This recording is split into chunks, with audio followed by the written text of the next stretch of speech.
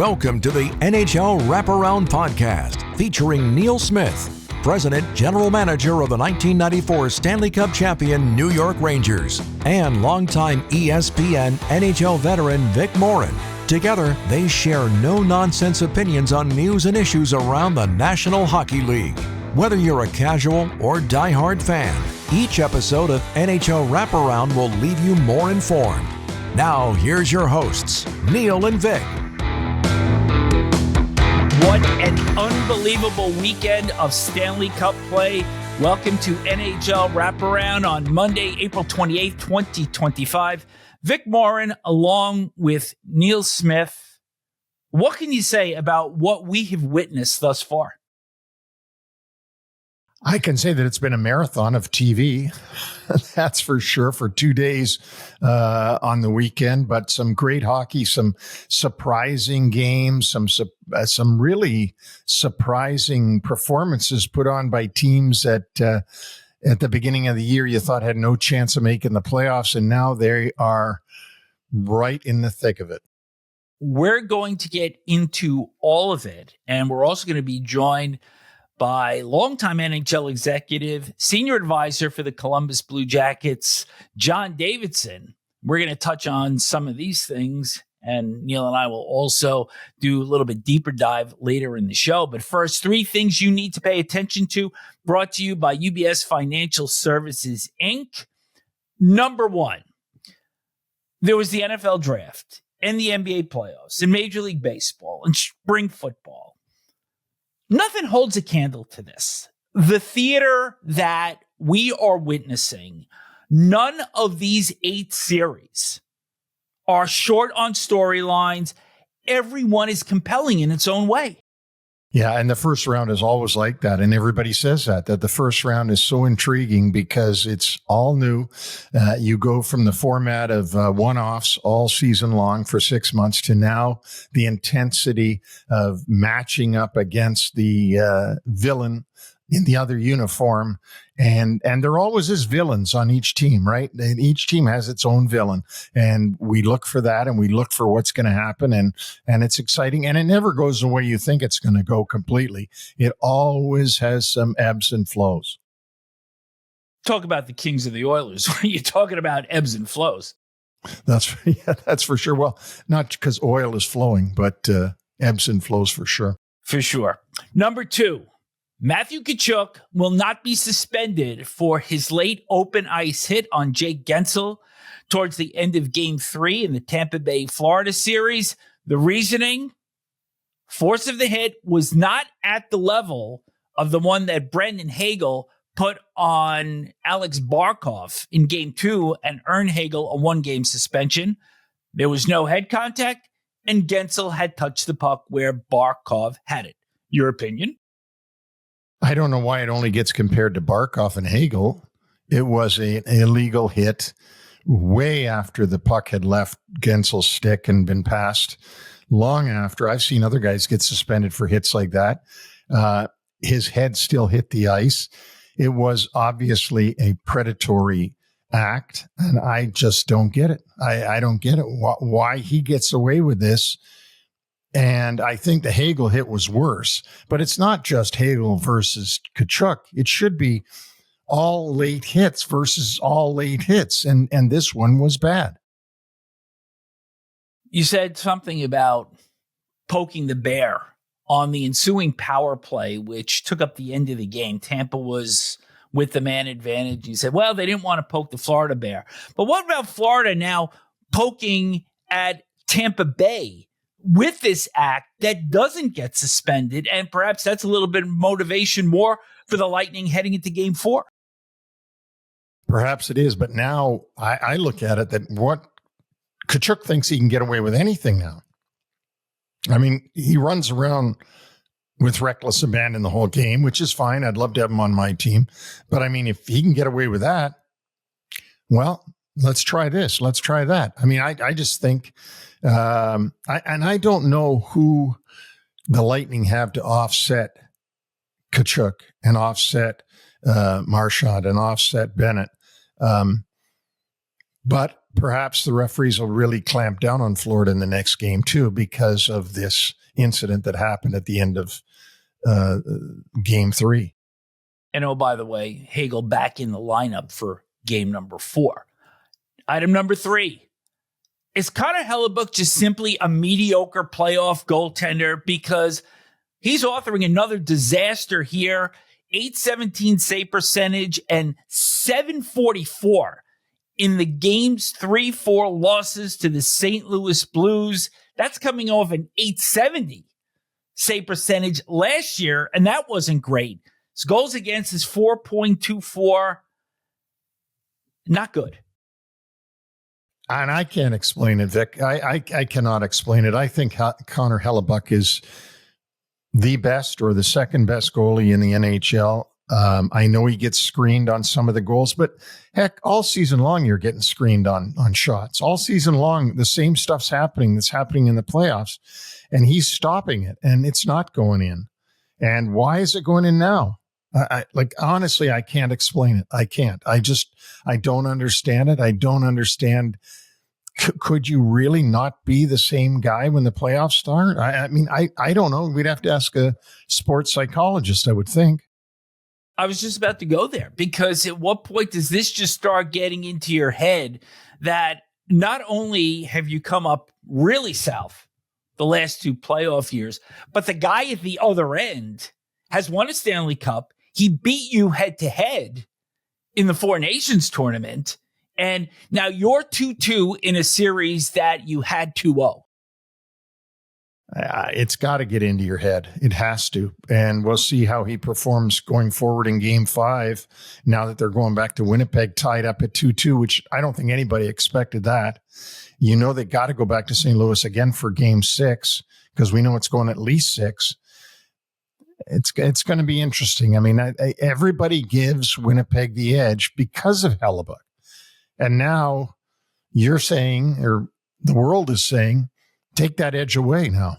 You don't have an edge because you have Hellebuyck. You know, remember how I had said about the Bruins record-setting season 2 years ago, and that 65 wins plus 135 points equals so what? We're kind of going there with Hellebuyck now, that you can tell me all you want about he's the best goalie in the world, and he's 2-time Vezina Trophy winner, back-to-back years, and all of this stuff. But when the rubber meets the road, he's hydroplaning. Right, in the playoffs for sure. And, you know, I don't think that we only care about the playoffs, you and me, because we do this all year long. But certainly the fans in Winnipeg wait to see that day that they get the Stanley Cup. Every place does. In Toronto, obviously, and Montreal now can get visions of it, and so on. We'll go through the other teams. And it is going to be a so what if the Winnipeg Jets don't do well in the playoffs. It is. And that's unfortunate. I don't feel that way.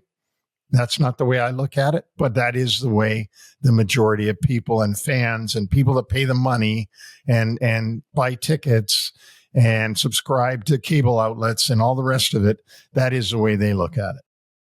Still time to right the ship. 2 of the potential final 3 games of this series will be held at Canada Life Center. And that is 3 things you need to pay attention to, brought to you by UBS Financial Services, Inc. And now our conversation with John Davidson. What a pleasure it is to have John Davidson back on our NHL Wraparound. John, you're so good to be on our 94 special. And by the way, people love that. They just love that 94 special about the 94 team. And you and Glenn Healy started that whole thing off for us at the very beginning and went through the regular season. It was really cathartic for a lot of people. Well, one thing about Heels, he can talk the wheels off a greyhound. So that's always fun to listen to him. He's got a great sense of humor and a great mind. For me, it was great just to jog the memory and bring things back. It was a very special time. You know, as you move along in life, you tend to sometimes forget about what's happened. And when you have a chance again to jog the memory, it's fantastic. It makes your day is what it does. It's funny because on a side note, we had Paul Maurice on the show on the trade deadline. And believe it or not, we told him, Paul, are you sure you want to go on? It's a trade deadline. He goes, yeah, no problem. He says, we'll have had our meetings. So he gets on, and the theme of the interview with him was we sort of walked him back through how he started, back being with Carmanis, with the Windsor Spitfires and on, and how they made him the coach. And you'll laugh at this. So all of a sudden he says, he goes, oh, guys, I got to just run for a minute here. He says, I'll be right back. And he came back. And of course, that's when they called him in to tell him they were trading for Marchand right during the podcast. Yeah, that's wild. That, you just don't know. I'm happy for Paul Maurice. He's always been a really good person. And I remember when I was in St. Louis and we were trying to make a trade, and I knew that he had known the players from coaching him, those players previously. I made a call, and he was very, very helpful. You know what it's like, Neil. Sometimes you just got to make calls to the people you know around the league to try to get some good information. And sometimes the information isn't good, so it helps your decision. But I'm happy for Paul. He really looked at one point, probably at the end of the run in Winnipeg, that he was out of gas. But he's been revived, and he looks happy. And I mean, what's not to enjoy in Florida with that team? But it's nice to see a guy that's been around the block. When you look at him on the bench or you listen to him talk, and he's got it back. It's good stuff. It's really good stuff. And what's really good about Paul Maurice is, I think a lot of us felt when he left Winnipeg that this might be it for him, because he sort of said, like, okay, I've done everything I can do with this group. And then it was very critical of Florida for bringing him in as coach. I remember that. We had him on, and he admitted that, yeah, they got a lot of criticism when they hired Paul as a coach at the beginning, but I'm really happy for him as well. Yeah, it's interesting for people that are the critics, that critique things. They know lots, but they don't know it all. It's impossible to be behind closed doors and understand exactly what's happened, what's gone on, why did it work, why did it not work. Sometimes there's a life expectancy with a coach in a certain city, and it dries up, it runs out. That doesn't mean you're a bad coach. That's just the way human nature works. And Paul's been a good communicator. I'm just happy for the guy that he's enjoying his life. They've won. He's got a little extra jump in the step, which is really cool. I want to ask you about the St. Louis Blues, because you mentioned them before, and I got to remind everybody out there that you were originally a St. Louis Blues goaltender before getting traded to the Rangers, and you were also the president of the Blues a number of years ago. We had Doug Armstrong on here early in the season. We talked to him about the thought process going forward. Then I think I happened to be at the Drew Bannister's last game because Jim Montgomery had just been let go. St. Louis was at UBS Arena, so there's a lot there, John, from me. But what do you make of this Blues team that's now tied 2-2 in the playoffs when they were a team that wasn't expected to make it even? Yeah, I think there's two general managers out there that have done a really good job this year in addressing their teams and not being afraid to make deals during the season to put them forward. One is Chris McFarland, who worked for us in Columbus a few years ago. I really like Chris. I think he's a brilliant guy. He's a lawyer. He loves and understands the history of the game. He gets on the road and he goes and looks. And the moves he's made, I mean, they've done a nice job to retool a team during the season. That's a hard thing to do. With Doug in St. Louis, same thing. He's done a lot of work during the season to understand his team where they were. And I think, and he has said it, they were right on the edge. Am I going to just think trade deadline and look to the future, make some deals, get some picks, whatever? Or am I going to try to get this going? And I guess the biggest move was Monty Montgomery, the coach. And with his coaching, they've changed their style on the ice, and it's really been appreciated by the players. When I was in St. Louis, Larry Plow and I were the ones that hired Doug. That's many years ago. And Doug's always had an edge to him, too. He's a nice man. He understands business, and he has no fear in making decisions and making changes because that's business. And he's done a nice job there. I mean, they've obviously won a cup. One thing I was really happy with in my own way is that when they won the cup and they beat Boston in Game 7, 20 of the players that dressed that night, 10 of the players we brought in when I was with the Blues. You got to go. And Doug actually said it to me one day. He says, you know what? It's interesting. Somebody plants the trees and somebody else enjoys the shade. And it's factual in a lot of ways. You go through 2, 3, 4 years of battle, of trying to draft. And then you got to wait while these guys develop. And man, does it take time. And when it takes time to do that, everybody around you loses their minds because it takes a long time. And I think I could say the same thing about Columbus. That team's coming, and it's going to be a good team. It was well coached this year. Don Waddell made some good moves, but all those young players were the ones we drafted and developed. And to see the Marchenkos and the Fantellis and the Matejchuks and the Kent Johnsons and more and more and more that are popping right now, which I find interesting is they're all popping primarily at the same time. So I sit back and I look at that and I go, you know what? Damn right. I'm so happy for those guys. They're good players. They're good. Well, they were kids when we drafted them, but it gives you self-satisfaction for sure. When you talk about your team in Columbus now, and you see that Montreal is certainly giving Washington Capitals all that they can handle, and that you get nosed out literally the last day of the season.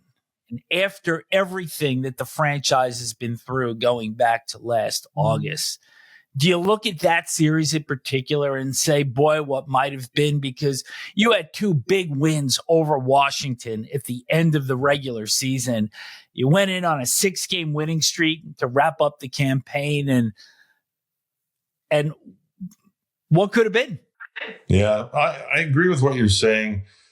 We think about it all the time. I remember one season we were tied with Minnesota after the season, and they had more wins, so they beat us the tiebreaker. That was really frustrating. This one here is frustrating in the fact that we didn't get there, and Montreal had a real good, strong close to their season. Credit to them. And we had a couple of weeks prior where we weren't very good. We weren't scoring for some reason and this and that. But I think when you analyze it after all the disappointment, we're in good position. Columbus Blue Jackets are in good shape right now. They've got scoring talent. There's 2 or 3 areas that needs to be shored up, and Don Waddell's working at that. But I really think there's genuine room for optimism. When you look at a couple of moves, Fabro was picked up on waivers. He fit with Werenski. Werenski had his best season. He's a top 3 defenseman in this game for sure. When you look at what Monahan did for our team and how he tutored people like Fantelli, Monahan, if healthy, man, this guy can play. I remember talking to Jeff Gorton, who runs Montreal, and I said, that's another one. I phoned him on Monahan. And he says, all I know is when he played for us and he was healthy, we were a much better hockey club. And that's exactly what's happened with us. We missed Monahan for a number of weeks with a wrist, but man, when he was in.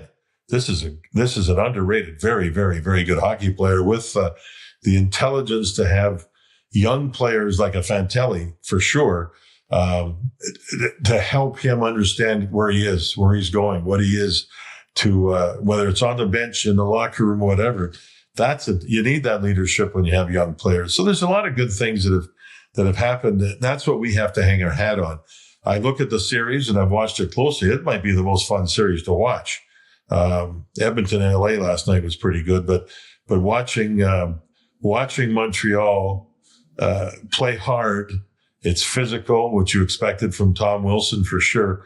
We would have given Washington a very, very good battle. There's not a chance in the world they would have been able to intimidate us. I know that. We've got some toughness that can get us through when you need it with a club like Washington that has good size. John, when you spin this forward to next year and you put 2024, 25 behind, and a lot of I think the identity of this club was galvanized coming out of the Johnny Gaudreau tragedy. And next year, you're not going to take anybody by surprise. And so how do you work this forward into a mindset that says, you know what, we are ready to take this next step and grow beyond what we went through this past season? Vic, I think all the young players now know that they're pretty good NHL players. And I think some of them still understand how much stronger they have to get. They've got a summer to do that, to work on it. I think there'll be instead of kind of a shocking feeling coming to training camp after the death of the Gaudreau boys. And it did galvanize, there's no question. I mean, Johnny's wife spends a lot of time in Columbus, and the team rallies around her. It's a pretty special thing. In fact, it's a very special thing. But next year, the players will be older. They'll know what to expect from their coaching staff. I think that it's going to be a good step forward for us, because I don't think we're going to go into the season as we're going to be, we were predicted to be last in the league and this and that and this and that. But Monahan helped. The players just grew. Matthew Tkachuk joined us halfway through the season as a young defenseman. He's a top 4 guy already. I mean, he's just a kid. And so we've got to get better goaltending to be more consistent. A young guy by the name of Jet Greaves, who's been in Cleveland for a couple of years, he doesn't stop the puck. So maybe he's there as part of that answer. I think there's an air of excitement. I think there's going to be some expectations, and some people say that that's pressure. That's good pressure. Expectations where I think that good. I'm glad there is for this team, because I think it's earned the expectations, and now it's up to the club itself to go and execute. John, I was just thinking as you were speaking about the being in places twice, and you've been in St. Louis twice, once as a goaltender, once as a team president. You've been in Columbus twice, probably in the same role both times, but you had a little exit and back over to another old team of yours where you played goal and then went back as team president, the Rangers. And I've been with the Rangers, and I was fortunate enough to be there when you were there as the color commentator, and we had a great 11 years together. But I got to tell you, the mess this season is just, in my books, absolutely remarkable. And I know you've got a bit of closer look at it, because you've been around some of those guys that I haven't been around, for example, Drury and everyone. I mean, it's remarkable what happened there, to go from the President's Trophy to completely imploding and missing the playoffs. Yeah. What I found interesting was that the majority of their best players, and there's quite a few of them, there's some good players there, they all kind of fell backwards at the same time. Then you've got to figure out why that happened. And I think that they've spent a lot of time trying to go through that now and figure that out. Mike Sullivan, if head coach, that's going to help. It's going to help. He gets it, and he knows how to deal with players that are at the top of the heap. And so I think that in looking at that situation, there's going to be a lot of the old E.F. Hutton, when he speaks, people are going to listen type of thing. And so that I think will be very helpful for the organization. But I think it's like there's teams throughout the league, there's players throughout the league that have off years. They had a lot of off years there, and I think that self-reflection, a strong summer, and I really believe Sullivan, Mike he's good. I think he's very good. He's got a presence. He's smart. He's unrelenting. I think that's going to make a world of difference for them going forward. And do you think it's a foregone conclusion that he's going there? Well, no, I that's what we hear. That's what we hear. So, no, I don't actually. I shouldn't say that. There's a big if there, if it's true. There's a lot of talk about it. I can't say myself really that it's going to happen. There's a lot of talk. Smoke means fire. So if he is the guy, yeah. I mean, it all makes sense, and it's certainly. I said to Vic this morning, as soon as I saw it, I said, "How long before he's sitting with Drury and talking?" And so But they got to know each other at the Four Seasons. The Four Nations, right? So I think there is a relationship there. Now, again, I shouldn't say it's for sure. I don't know that for sure. I'm being honest. I'm just saying what I've heard and read. And if he is the guy, it'll make a big difference. I think their next coach, like a lot of teams, it's an important decision for them. Oh, absolutely. And Chris Kreider, that's an important decision. What happens with him? I mean, he's been such a staple of the organization. And then this year had such a terrible year on the Chris Kreider level of play that we've been used to. It'll be interesting to see what happens with his future at the Rangers. He was banged up a number of different, from what I've read. Of course, I'm not there. I'm not inside with the Rangers anymore, but he was banged up. But again, you look around the league and some teams that have a tough year, a lot of times it's their best players that fell back a little bit. And that to me is what happened with the Rangers. Some of their best players fell back. But I honestly think, in knowing a number of them, that they'll battle back. I like I know them, and I know that they compete, and I know that I just have a sense they're going to come back and battle and get back to a team that's going to make some noise. John, we also talked about very often, Neil and I, about the Rangers' style of play as well. And they've got a lot of players that, quite frankly, love to play east to west and side to side. And that this team is not built for the playoffs right now. JT Miller was a good start for them, more of a straight line player. You have to think over the last few years that Gerard Gallant tried to get them to play north-south and play a direct game, and Peter Laviolette as well. Can any coach get through to this current roster that winning 10 games in the playoffs in 22 and 24 isn't winning 16? And that those last 6 games is the commitment that you need to have to get pucks in deep and the willingness to chase those down and win 50-50 battles. I know one guy is Will Cooley. he likes to go north. You know, the story there was the Rangers had drafted Lias Andersson. And Lias, I believe he was I can't remember what number he was in the first round, but anyway, it just didn't work. It didn't work. And he went back to Sweden, wasn't playing, and this and that. So the next season's draft, Jeff Gorton was running the club. And our scouts really, really, really liked Will Cooley. And so Jeff got on the blower. He's trying to make a trade. He ended up dealing Lias Andersson to Los Angeles for the 60th pick. Lias's father was a scout, a former player in the National Hockey League for Los Angeles. So the deal was made at the draft. The draft pick was in, and it was Will Cooley. So that was smart business. That went from a player that just didn't make it as a first-round pick to getting somebody like Cooley, which I think a lot of teams in hindsight would have taken him in the first round when you see the way he plays. He's a north-south player, plays hard, can score, the whole thing. So it's interesting how you have to take the good, but sometimes when you get the bad, to try to find a way to weasel yourself out of it or get yourself out of it and make a deal that can help your club. So, yeah, I think that, there's,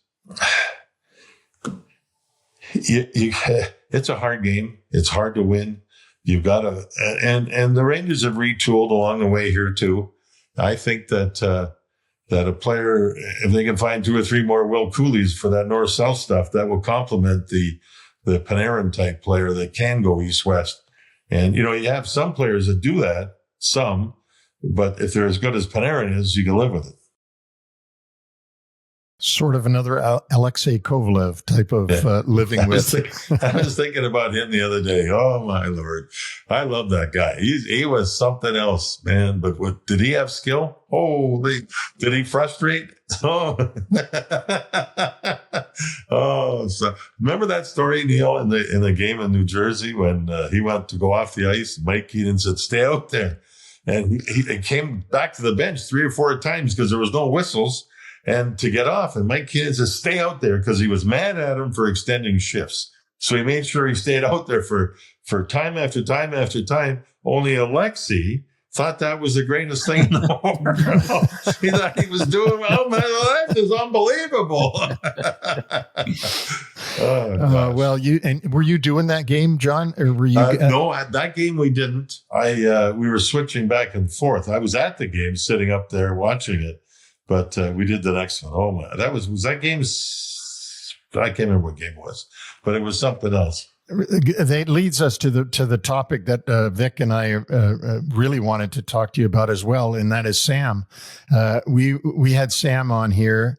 Was gracious, great, as you know how he is, and you guys got together for the TNT game on April 9th, and I watched it. I know Vic watched it, and we had a lot of fun seeing you two guys together again.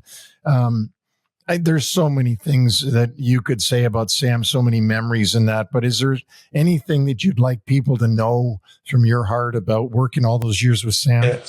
I think one thing, he's always been a professional. He's always worked, all that stuff. But I think what he does off the ice, guys, in the New York area, it's not just Manhattan, it's Jersey, it's Long Island, it's all over the place. I don't know how many times he's gone out on days off or during the off season to go to a charity event and be the guy that runs an auction or whatever it is to raise funds. And I don't know how much money over his 40 years of doing Rangers hockey, how many tens of millions of dollars he's helped raise for people that need it. I think he's a New York institution. And it's not so much the play-by-play. It's what he's done to help the people that needed help. This guy's unbelievable. He never says no. He never gets tired. He just does it and loves it. The other thing is he's always got time for people, whether it's on a subway or in a restaurant or wherever it is. He's recognizable. As you guys know, Ranger fans are everywhere. I mean, I got recognized the other day in Key West, Florida, a number of times by Ranger fans. It was great. I mean, they're so nice. And hey, JD, I need a picture. It's awesome. It's just awesome. And so I think that's one thing about Sam that I hope people realize, because he deserves to have the recognition for it. He wouldn't want it, but that's what he's been able to do. He's been a true friend, a family friend. Our kids grew up together. And so this wasn't just a working relationship. It grew up into a family fun relationship. And then for his years of play-by-play work, he's been really good, really, really good.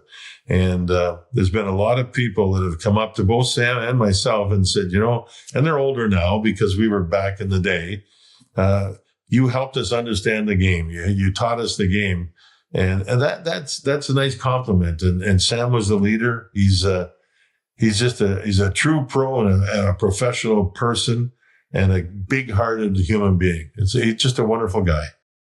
One of the things that I asked Sam, and you'll get this, JD, you'll get this as well as I do. I said, I knew you before you were at the Garden, and I said, then all of a sudden you got that job in 1986 or 89 or whatever it was. No, 86. I'm sorry. I got there in 89. And I said, how did you do it? How did you last this long? Because I said, I've been at the Garden. We've all been at the Garden. And we've been gone out of the Garden. And we've been gone. And how did you do it? You're like a mythological character. Yeah. Yeah. Oh boy. We had some battles too. I remember when we were broadcasting in our first 7, 8, 9 years, he hated fighting. I mean, he really did. And here's a guy that made a living on television at calling boxing.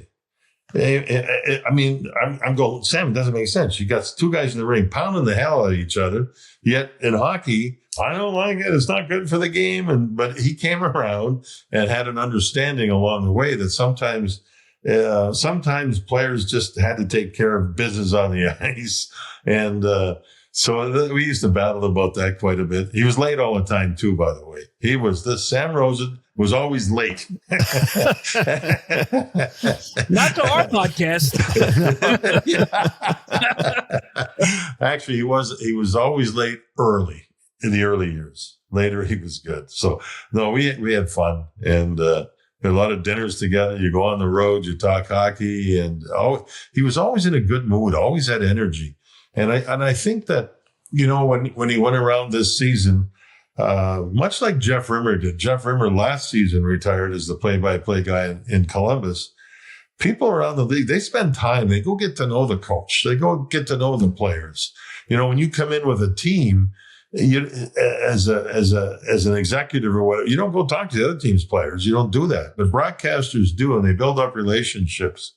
And Sam, he's been recognized rightly so all season long until he retired.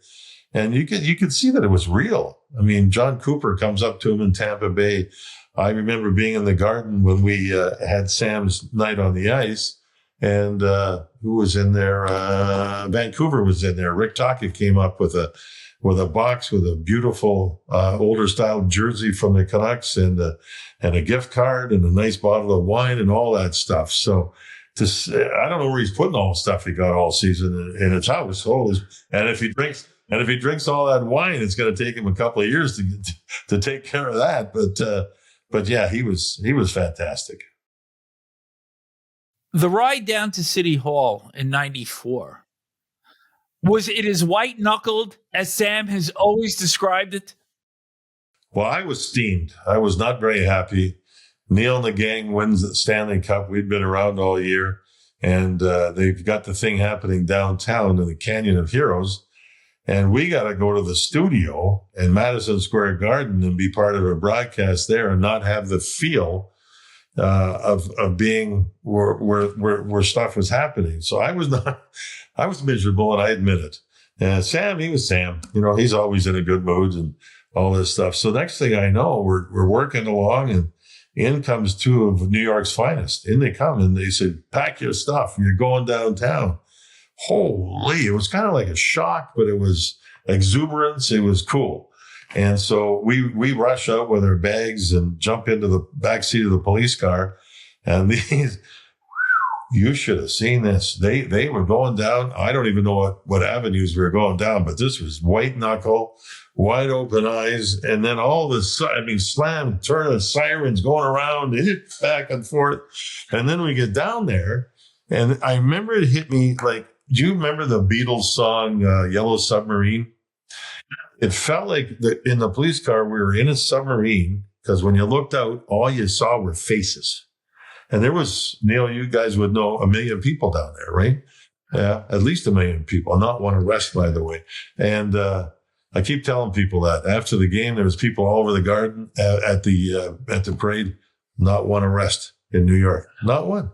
In New York, other cities, they bomb, they break, not one. It was really, really special. But anyway, we finally got down there and, sat back and watched and just soaked it in. It was for me at least, and for Sam too, I'm sure, just to be there and see it happen live and in real time. That was only in New York, only in New York.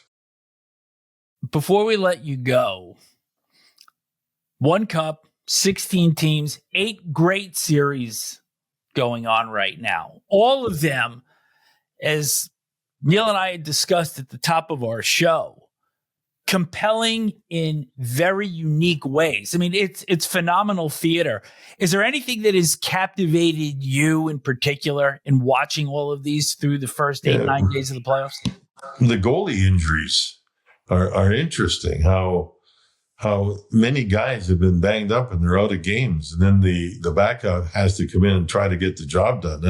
We've seen it in Montreal, we've seen it in Carolina, we've seen it with Washington. It's just crazy. The resiliency of some of the teams to battle back. I feel bad in a lot of ways for Jersey not having their best player in the series. It's amazing how many teams have injuries, and then they plan it, if they can, to have their best players through those injuries to start the playoffs, to be back in time. And it's certainly helpful. I've loved watching every day. Sometimes I don't make it quite all the way through the night, but I give it my best shot, because you don't know what's going to happen. I think that that Montreal series with Washington seems to be the one that reminds me of an old time series. I don't know if Neil, you agree, or guys, just the Tom Wilson, who's a hunter, he's out there hunting. And I've lived that with our teams where we've had playoffs with Washington. I remember when he hit Alexander Wenberg and almost killed him. And to see Montreal not back down, to see an older player like David Savard, who I loved in Columbus, to see him battle and block Ovechkin's shots on the power play. This has just been special to watch. I've enjoyed every minute of it. Edmonton fighting back, the value of the good games and the battles, and I love controversy in the playoffs. I just love it. I know the goalie camel league probably don't, but they know it's coming, and that means that when there's controversies like that, it means it's intense. It means players and coaches are giving it everything they have. So and it's only the first round. It's fabulous. I've really enjoyed it. JD, we mentioned before, and we'll mention many times, you were a goaltender. You're one of many great goaltenders that the Rangers had. A two-part question for you, because how have the Rangers been so blessed to go from Eddie Giacomin to John Davidson to John Van Beesbrook to Mike Richter to Lundqvist to Shesterkin, and never miss a beat in between. Now, having said all that, they miss beats in other areas, but in the goaltending area, they've always had the good goaltender, and yet other teams have gone decades without a good goaltender. I said that to Sam Rosen. I said, you broadcasted 40 years, Richter, Van Beesbrook, Lundqvist, Shesterkin. That's pretty good. I mean, that's pretty good. There's never been a real big question there. I look at Edmonton. Remember those years when they had Fuhr and Moog and Billy Ranford, and they went years and years, even though they gave up goals, but they had great goaltending. They did when they were a winning combination.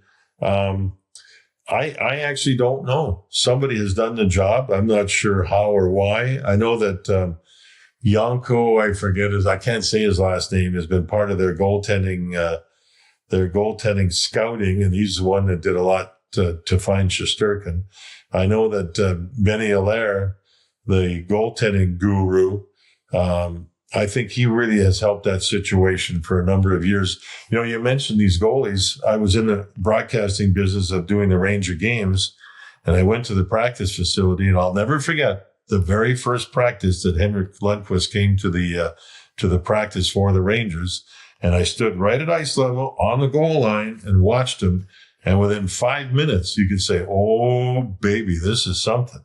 This is something. And he did his time over in Europe, but didn't get a lot of fanfare that he was going to be the next one in New York. The first day he showed up in the first practice, you could see there was something there. Van Beesbrook and Richter, imagine having two at one time. Mm-hmm. At one time. Yeah. And then decisions had to be made, right? Yeah, that was awful. That was awful. I remember you and I talked about that some. You know, where do you go? What do you do? You got two of them here, you know, and they're both tremendous goaltenders. And, you know, John Van Beesbrook got his Florida to the finals. Richter won with the Rangers. So it was a special time. So speaking of goaltenders and all those great goaltenders, the best goaltender statistically in the league is Connor Hellebuyck. He won the Vezina last year. He's going to win it this year. John, Vic and I talked about this before you came on the show. Can you explain it at all? Because I can't. No, I don't think I can either. I don't know. You know, as a former goaltender, you kind of try to look at yourself and your experience. And my first playoff was with the St. Louis Blues as a 19-year-old. We played Pittsburgh in a short series and lost. And I was just okay. I was so young and I was so nervous and didn't get the job done like I should have. We lost to Pittsburgh. And then I fast forward, some playoffs, the year that we got to the finals was in 1979. And I had a shoulder injury, didn't play the last 10 days, 2 weeks, and I'm going to start the playoffs. So we're playing the Los Angeles Kings, and they had the Triple Crown line, right? With Taylor and Marcel Dion. And anyway, Charlie Simmer, right. And it was Charlie that came down early in the first period on a partial breakaway. I remember like it was yesterday. And he went around me, flipped the puck, and hit the post. Stayed out. We went on to the Stanley Cup Finals. I often wonder, since, first game back, hadn't played, if that thing hadn't gone in, would life been a little bit different? I don't know. We can't predict, but you never know. So you need a little bit of luck too to help you get to where you want to go. So it's, I don't know what to think. I'm trying to analyze some of the goals that I've seen on Hellebuyck, and a lot of them have either been weird deflections or something you can't see. There's three guys in front, and all of a sudden it's in the top corner. I hope he battles back, because it looks like he's a consummate pro. It looks like he's committed to Winnipeg, which is good. And I want to see a guy have success in the playoffs. It can make your career. I love playing playoff games. I love going into Philadelphia and having a battle. I love going to play the Islanders and having a battle. But he's got to find a way. He's got to find a way, and soon, obviously. You could probably flip a coin on 5 of these 8 series, maybe even 6. Does anybody's path look more appealing to you in terms of being able to get to the final? No. If Carolina can take care of business and get rested and stay healthy, that's going to help them. Out west, oh boy, that's tough out there. It really is. It's when you look at it from the outside, trying to figure some teams out. Boy, Vegas, pretty good hockey club. Now they're in a battle. You've got Tampa's showing the fact that they do have winners there. They had a huge win. So I don't know if there is an easy pathway. I look at teams that are down the ladder. If they're healthy, they can battle. They can beat somebody. I mean, I look at Montreal. They're giving Washington everything they had. It won't be easy for Washington to knock Montreal out in the next game. Minnesota has really. How about that? Well, they got, you take their lineup, and all of a sudden you add Eriksson Ek, and you had Kaprizov. That changes the dynamic of your whole team, and they fed off that. I mean, it's something else.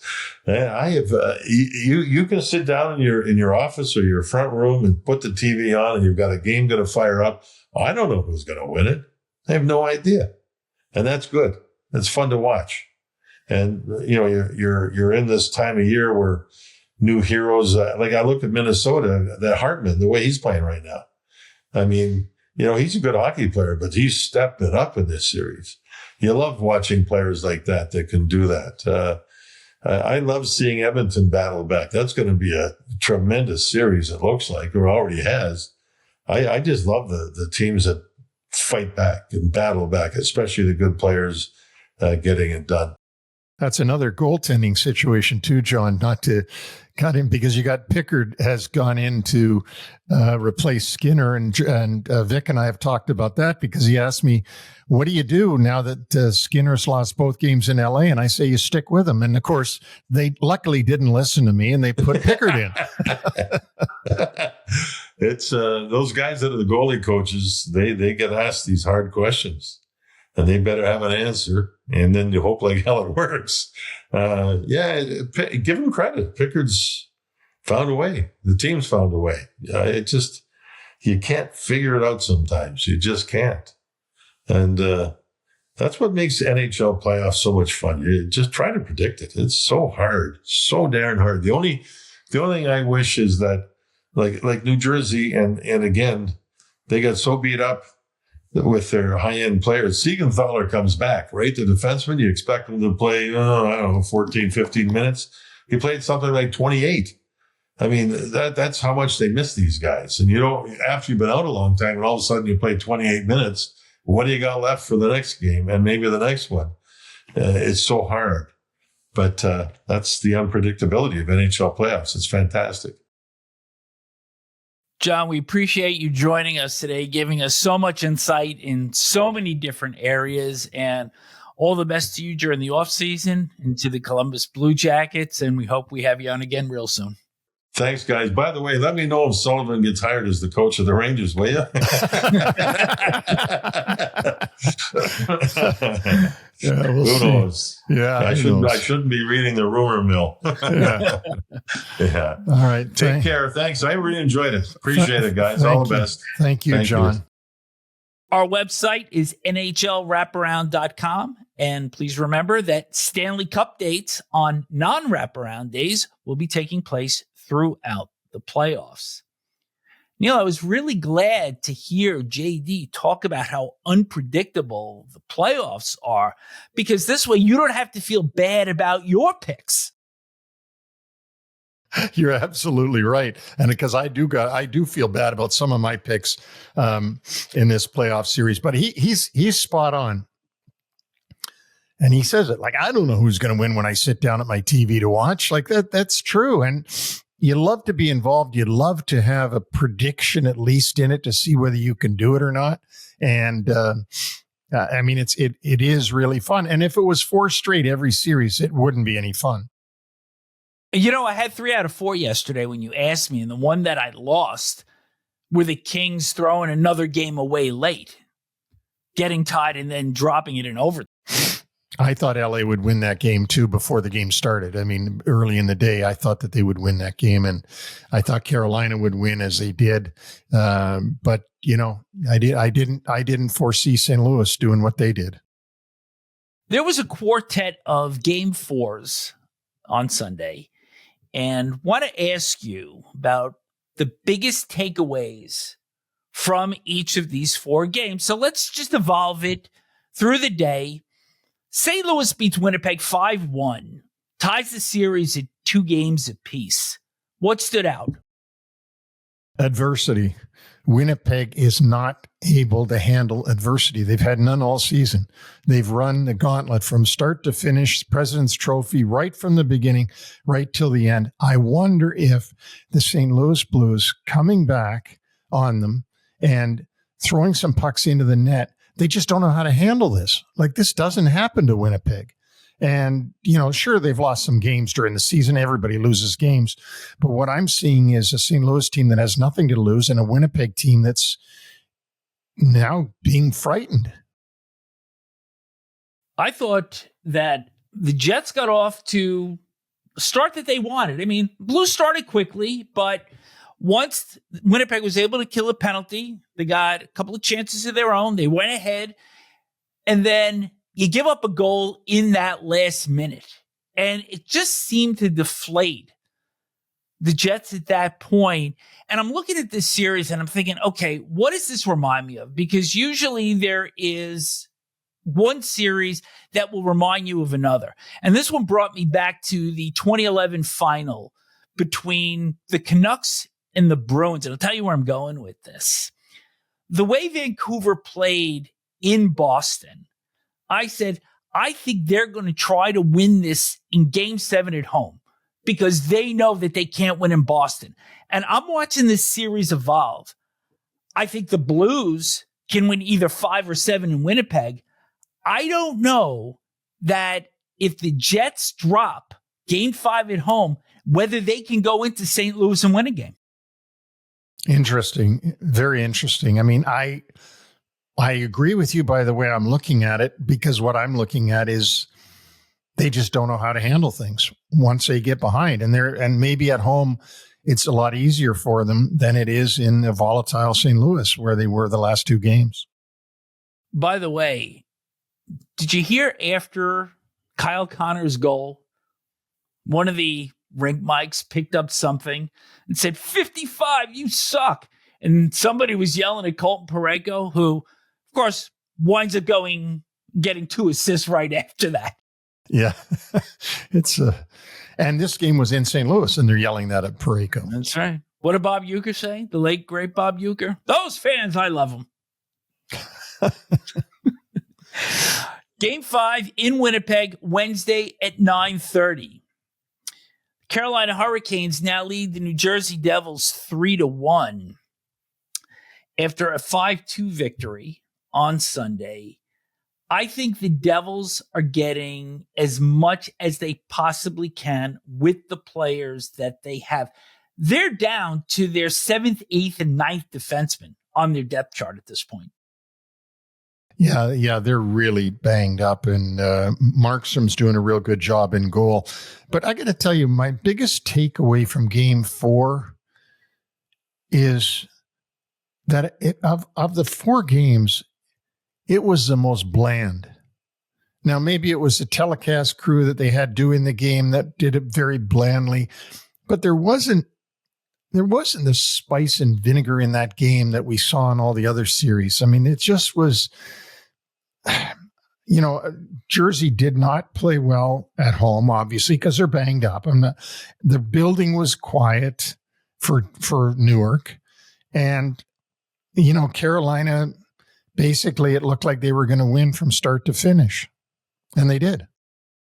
One of the areas that we looked at that could have been decisive in this series was in goal. And I'm going to start on the Devils side. Jacob Markstrom was not particularly good. Gave up that really sharp angle goal to Jacob Slavin. And then on the 4th goal, bad clear. And on the Carolina side, there's a story here because Freddie Anderson was run into by Timo Meier after getting tied up with Andrei Svechnikov. Anderson had to leave the game early in the second period. Pyotr Tkachuk came in. Goal that made it 3-2 by Meier from along the boards was a little bit sketchy, and then hung on, played well after that. But is Tkachuk the kind of guy that's going to be able to lead them forward? Anderson's going to be reevaluated on Monday, and we'll see how long, if at all, that he is out. Yeah, there should have been a penalty to Meier on that play.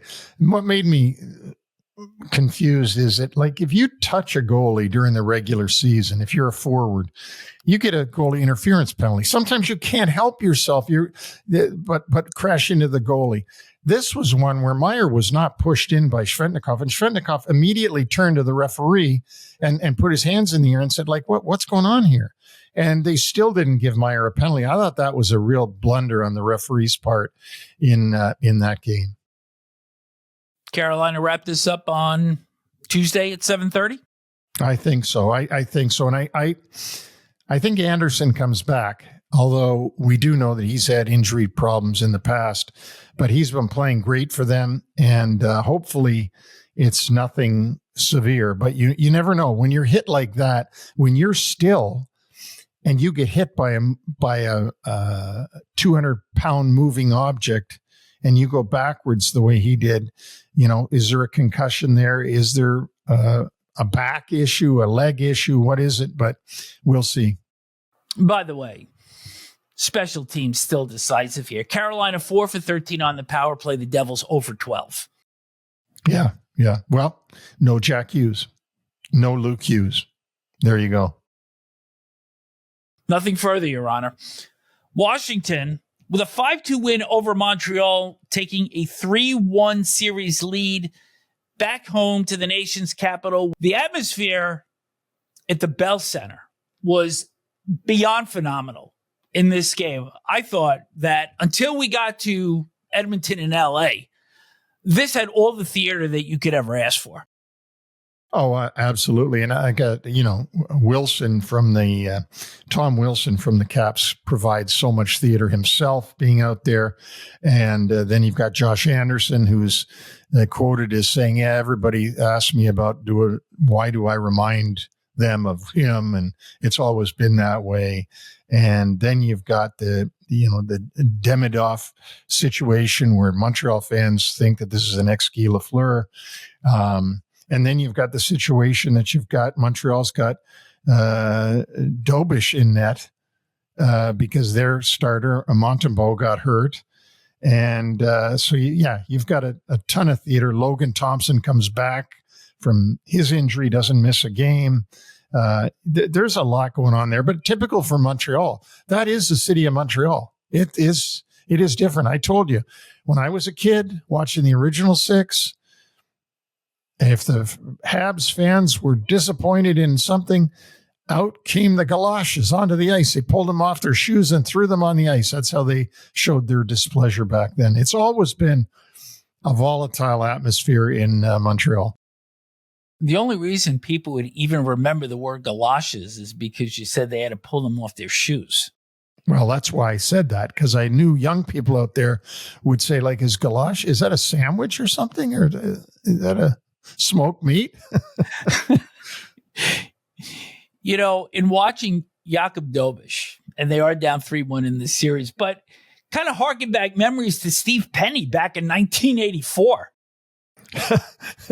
Who was called into action.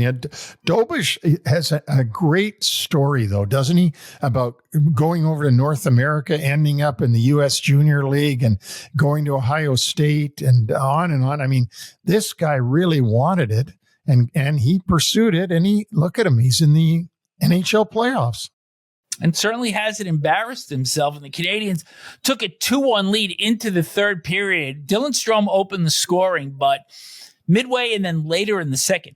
How about this? If you're a Montreal fan and you see these scoring lines and you're saying, hey, this is our present and our future. Juraj Slafkovsky from Demidov and Lane Hudson and Caulfield from Hudson and Demidov. This is what you've got to look forward to going forward. That does not suck.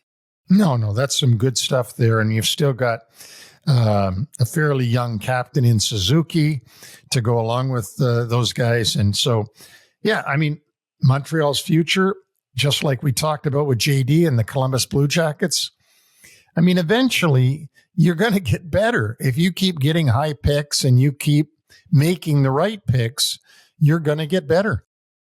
But they are clearly ahead of where anybody thought that they were going to be this year. Oh, absolutely. Nobody thought they'd be in the playoffs this year. So to be in the playoffs is a big deal. Next year, not to jump ahead of this series because they're still very much in this series with Washington, but next year will be the hard year for Marty St. Louis and his group because they're going to want to make more advancement, and they're not going to want to be a wild card team, and they may find themselves in the same situation, having to work hard to try to get into the wild card spots because they're just not quite there. And, they've got to temper their expectations for next season. 15 years ago, 1-8 against Washington, won games 5-7. Just saying. But I want to go to the third period for the Washington Capitals, where they outscore the Habs 4-0. And we're going to put this one on the curb once and for all now. The OV chase, all of that stuff, it's done. I'm not even going to let you talk about it anymore, because this was the period that we saw from the Caps all regular season, finding ways to win games that maybe they weren't at their best, maybe they were getting outplayed, maybe the momentum was on the other side. And this third period was exactly what we had seen to get them to first in the Eastern Conference during the course of the regular season. Absolutely agree. They had so many comeback wins in the third period during the regular season. That was vintage regular season play by the Caps. Now, goals, let me state for the record, goals 4 and 5 were empty net goals. And Montreal did a horrible job of the 6-on-5 with the net empty. I mean, as soon as the puck was dropped, it seemed like the puck was in their net. So they didn't do a good job. But nevertheless, Washington found a way to come back from behind in the third period and win that hockey game. Well, Hudson had the turnover on the 4-2 goal, which was Duhaime's second goal of the game. But the game winner, after Duhaime tied the score at 6:39, about 10 minutes later, Tom Wilson absolutely blew up Alex Carrier at center ice, and that actually screwed up the line change for the Canadians. And on the ensuing rush, Andrew Mangiapane with the game winner, with just 3:37 left. Yeah, and because Carrier had to go to the bench after that hit, and when he was going to the bench, that left them down one man, and Washington was able to turn the puck and go the other way. And you're right, they didn't have the right guys out there, and Mangiapane was able to find the corner. And how cool on the 5-2 goal, the second empty netter, Tom Wilson. Yeah, Tom Wilson. Can you imagine being a Montreal fan and being in the building when 43 scores? Like, you just like, oh my God, what an awful day. The guy's an unbelievable player, though. He has, and he admitted this in his interview, that a lot of the dumb things he would do early in his career, and you see some of the hits that he laid on guys. I mean, he was a dangerous player. Not only was he a hard hitter, but he was dangerous. And you always had to be looking out for him. And he's been suspended over times, but he's fast. He's got great hands. He's got really good hockey sense. And I got to tell you, from a TV perspective, whether it's TNT or ESPN, I want to see that handshake with Josh Anderson when this series is over. Yeah, I want to see that one too. So, yeah, I mean, Wilson's the guy that every GM wants, but everybody hates, but you'd love him on your team. Making a huge impact. So once again, Game 5, Caps are going to try to close it out. So an extra day off in this series. I'm going to hand LA and Edmonton to you because I've got so many notes here that I took during this game. So I'm going to put it out to you, just what your thought process is here as this series has evolved. Oilers dropped the first 2, come back, even the series.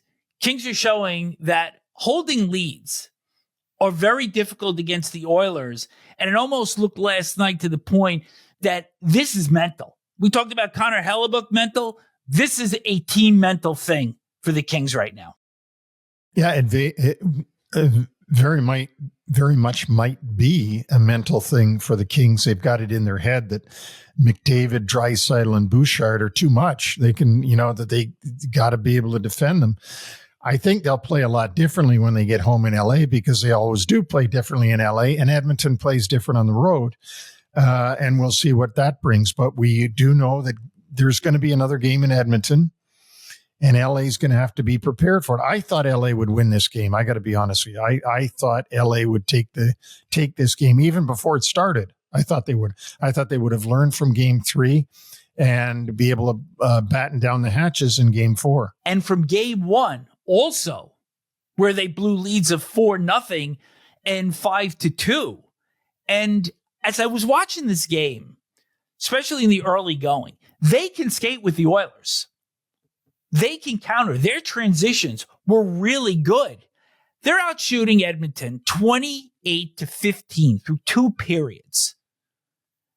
The shots on goal at the end of this game were 48-41 for the Oilers, 33-13 in the third period in the overtime. And look, I'm not a quantity shots guy.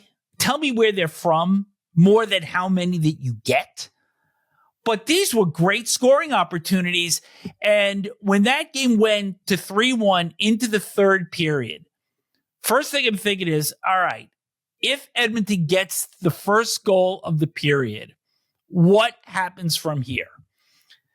7:51 in, Evan Bouchard gets a goal on somewhat of a muffed clear from in front by Drew Doughty. And then they're literally in the Kings zone for the rest of regulation time. There were some counters by the Kings, but you could just tell that they were bringing it. And then a couple of errors late.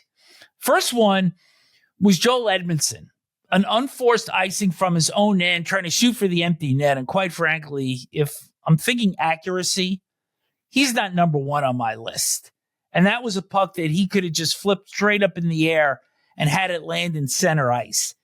And then the fatal one, Quentin Byfield, with a chance to get it out in the final minute with about 40 or so seconds left, tried to go through Evan Bouchard as opposed to making a simple chip off the boards. Maybe the Oilers regroup and have one last shot, but instead the puck's turned over and it's in their net 10 seconds later, and that forced the overtime. And Jim Hiller must be bald, pulling all the hair out of his head after that, because that's what you're always saying about NHL players. Just chip it off the boards. Get it over the blue line. Chip it off the boards. Don't try to go through that guy. And he did it. He's a young guy. I think they'll be a lot different in LA. I just do. Yeah. The thing that bothered me about it, he actually had time. This was not a split second thing. He had the puck on his stick and started to skate up ice with it. So it wasn't just that Bouchard was right on top of him. There was time to make the smart play, and he just didn't make it. And then Leon Draisaitl in overtime on a power play. And to be honest with you, the Oilers probably could have had 3 or 4 power plays during the third period that weren't called. And the call that was made against Gavrikov in the overtime, certainly a penalty that was deserved for tripping against Connor McDavid. So another one that gets away from the Kings. But one thing I will say, Darcy Kemper was phenomenal in this game. And Calvin Pickard, despite getting the 2 wins, hasn't struck me as the guy that's going to steal a game in Los Angeles because, as we had talked about before Game 3, you can't switch back to Stu Skinner now. No, you can't. You've got to go with the hot hand. And Pickard is the hot hand for them right now. But I agree with you. Kemper, you can't hang this game on Kemper. He played real well. Game 5, Tuesday at 10 o'clock. A pair of games on Monday, so the ticket goes back to ESPN for both of these games. What are you looking for most in Tampa and Florida, which starts at 7 o'clock? Well, John Davidson said it, and their championship pedigree came out in Tampa the other day, and when they won Game 3 in Florida, and I agree, it did. The Matthew Tkachuk suspension is going to be something to look for in Game 4. What will that end up being like? Again, I think this is skill versus grit and grime. And I don't know which way it's going to go. I really don't. It's going to be one of the ones that's really interesting to see and really hard to make a prediction on because there are 2 teams that are very equally good, but in far different ways.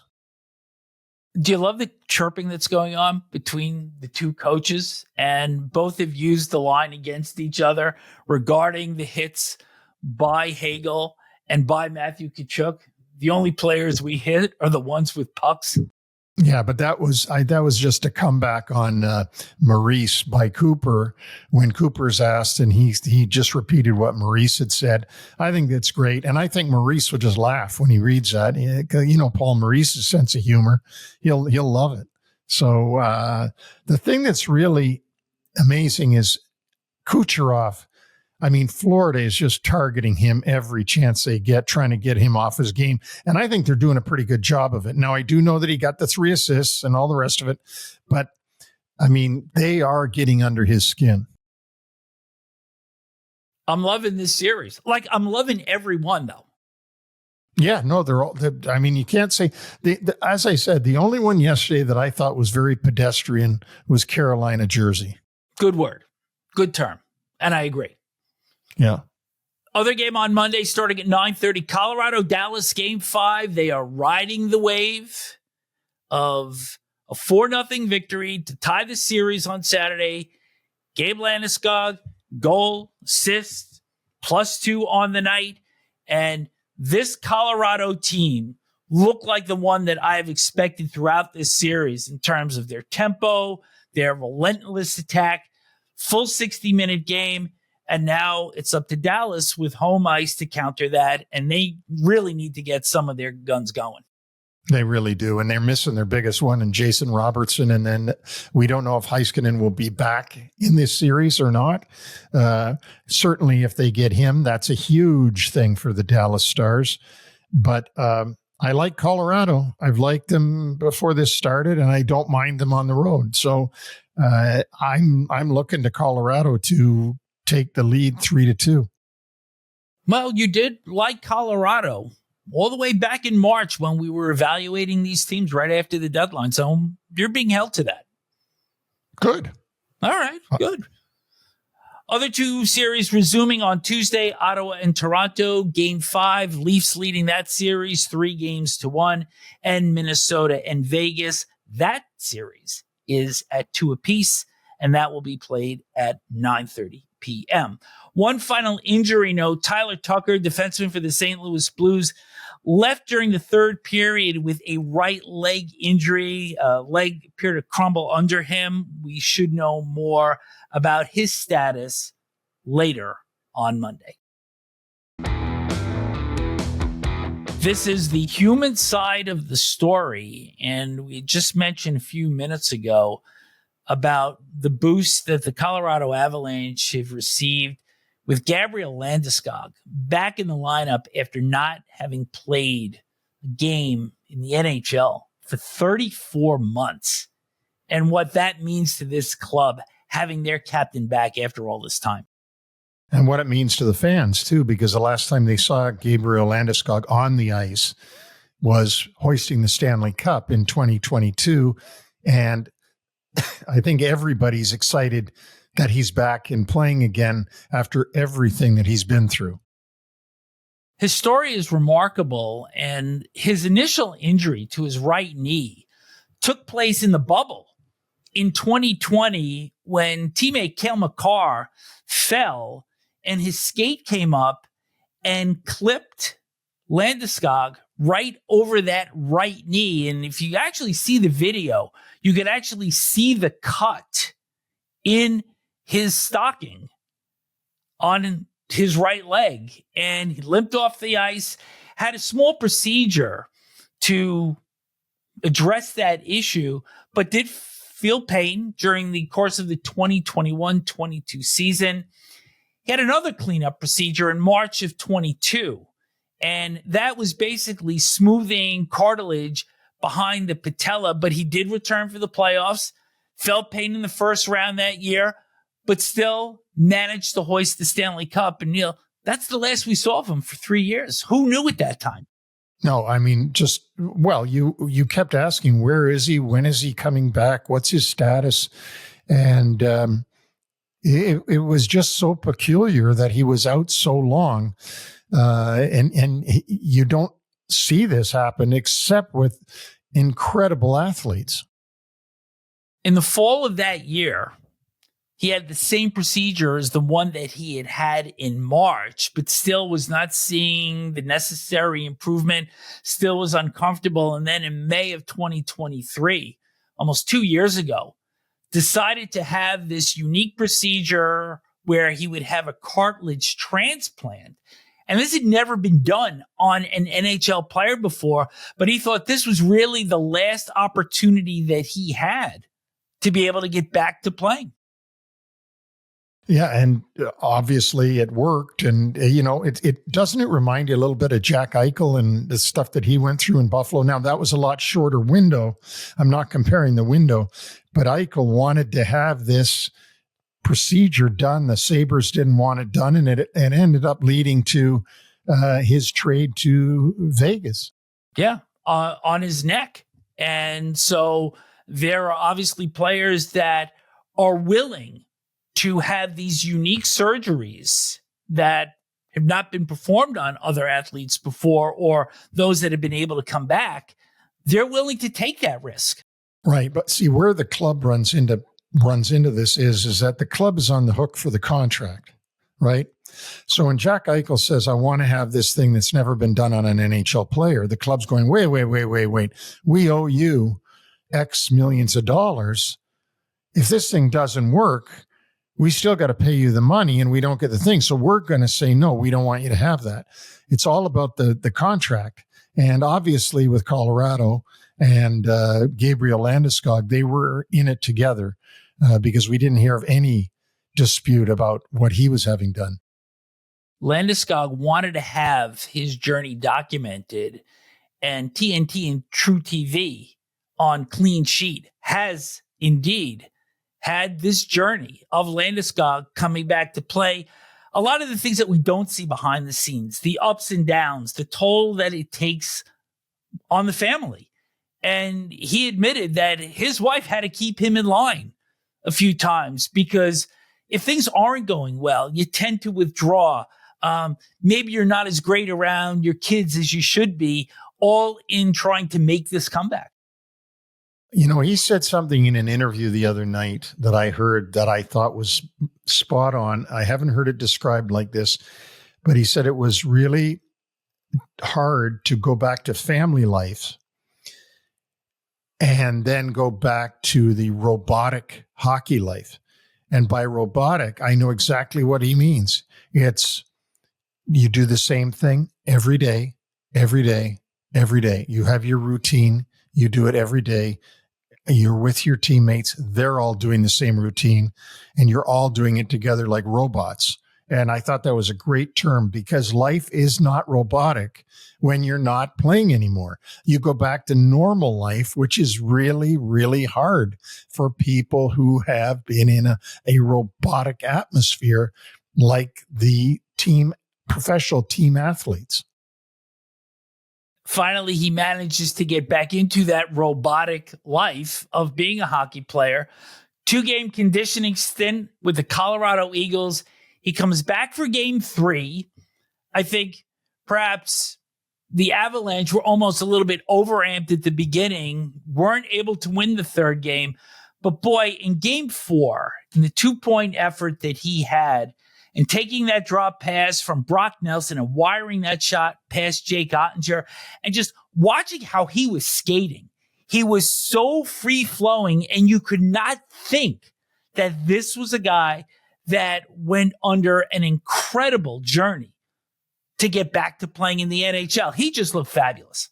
Yeah, and again, it harkens back to Mario Lemieux, him coming back and missing a whole year, and then being the best player in the league again as soon as he comes back. It was something that, it's wonderful to see it, isn't it? It's such a good feeling that you get about another human being and that the trials and tribulations of life. And what was better than seeing his kids at the glass with a big sign saying, "Daddy, we're so proud of you," before his comeback in game 3.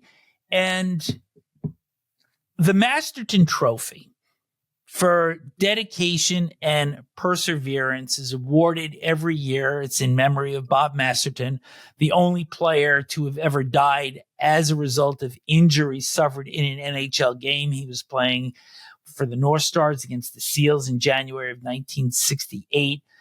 Every NHL club has a nominee. But when you look at this story, you look at the work that this man has put in to get back to his career. And let's face it, he's 32. We don't know how he's going to respond after this rush of adrenaline, after this playoff ends, what the future holds. But to get to this point, there is no better definition for that trophy than Gabriel Landeskog. You're right on. There couldn't be a better nominee than Gabriel Landeskog because of the things that he's been through and just the devotion he had to put into his craft to get himself back. So let's hope that everybody recognizes it the way we do and that he does win the Masterton Trophy. That'll do it for our show today. Thanks to John Davidson, Senior Advisor for the Columbus Blue Jackets, for joining us. Thanks to UBS Financial Services, Inc. NHL Wraparound and UBS Financial Services, Inc. are not affiliated. UBS is a sponsor of 3 things you need to pay attention to.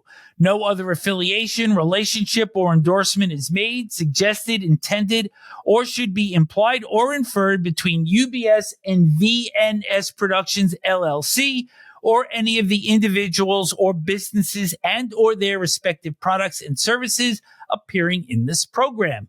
Thank you to our listeners. As always, send questions or comments to nhlwraparound@gmail.com. And if you'd like to reach out to us individually, it's Neil at nhlwraparound.com or Vic at nhlwraparound.com.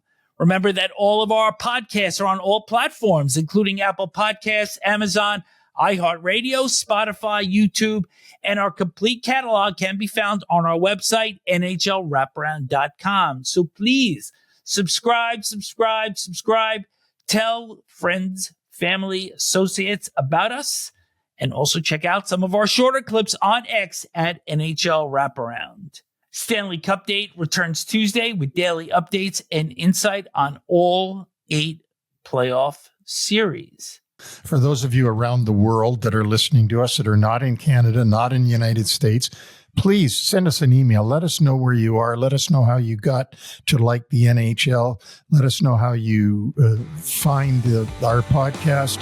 And we can't wait to hear from you. Couldn't say it any better.